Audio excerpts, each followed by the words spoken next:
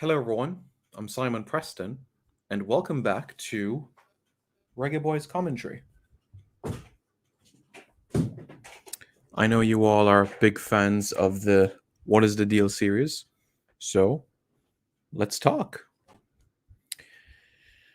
Okay, so in the post World War II,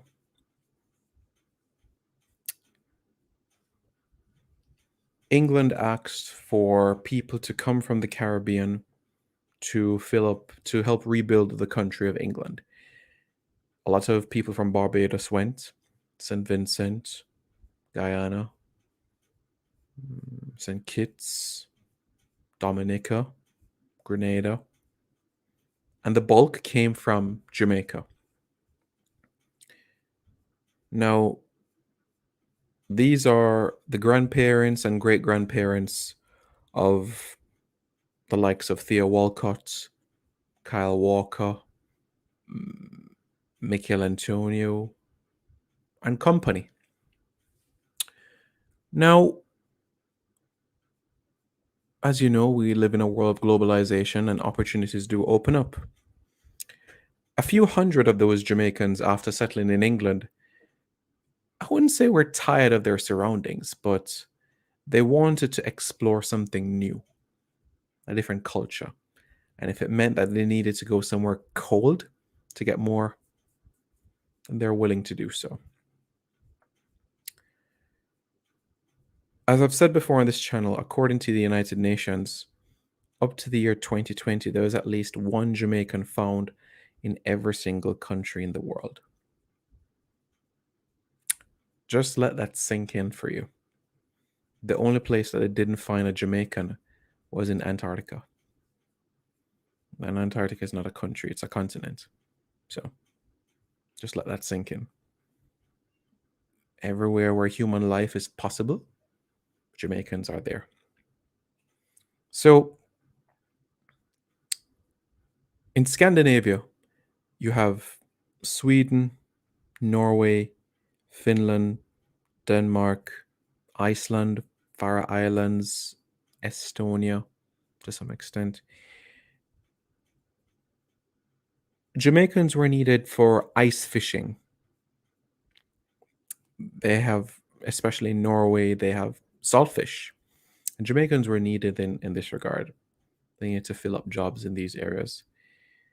In Sweden, it wasn't this specific job in particular, but Jamaicans were needed in a lot of ancillary staff sort of work. So you have many Jamaicans post the Windrush generation. So I would say 1970s onwards, Jamaicans exploring opportunities in Scandinavia. And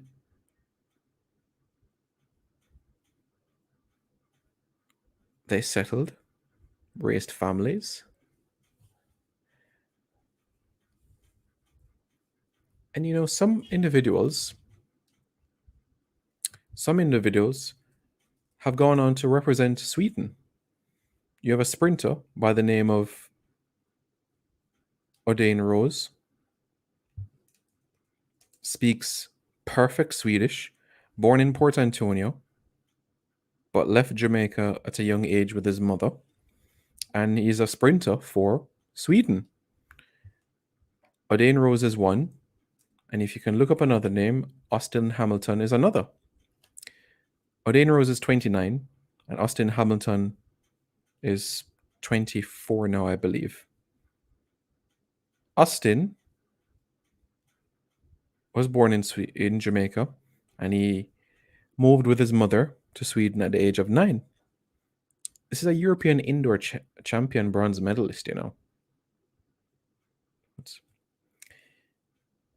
And now we turn our attention to a footballing direction. And this is through a young man by the name of Marlon Wynter. Marlon Wynter. Now, who is Marlon Wynter? Marlon Wynter is a 15-year-old attacker who plies his trade with Djurgårdens in the Swedish top flight. Djurgårdens, as you know, is the same club where Peter McGregor is attached to, But as you all know, Peter McGregor is on loan right now until the end of the season with at Vidabergs FF right now in Sweden, same way. Now, Marlon is progressing quite well through the academy. He lives with his father, Richard Wynter, who was born in Jamaica. Marlon Wynter was born to a Jamaican father and a Swedish mother. Marlon has never represented Sweden before. He is right now he can operate in numerous positions. A number 10, wide left, wide right, center forward. He can use both feet. If you were to ask me his best position, it would be a number 10 right now as we speak. But he is only 15, and we could have a conversation in another 2 years and it could completely change. It could completely change, you know? It could be a different story, you know? Marcus Rashford was a number 10 in the Manchester United Academy, but that's not where he is right now, is he? Marlon, what is the deal with Marlon? Marlon is aware of his Jamaican heritage. He is fond of his Jamaican heritage and would relish the opportunity to put on a black, green, and gold in the future.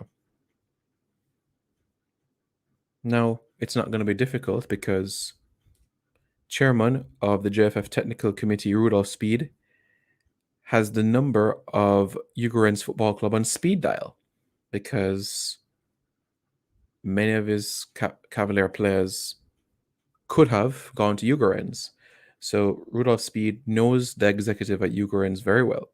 So if and when Marlon Wynter progresses as a professional football player, you can rest assured that if Sweden calls him up first, then it will be our fault because we have the links already. Can he be part of our under 17 setup in the future? He can. But like we've expressed on this channel before, and like I've said to you, the discussions I've had with, Howard McIntosh when he was in the technical committee is that the under 17 setup is mainly going to be individuals that are based on the island and under 20s when they look to integrate overseas and island based talent. So I think realistically speaking, under 20 would be the first time we might have a genuine opportunity to see what Marlon's like in person. But for now, we can say that his skills are progressing nicely.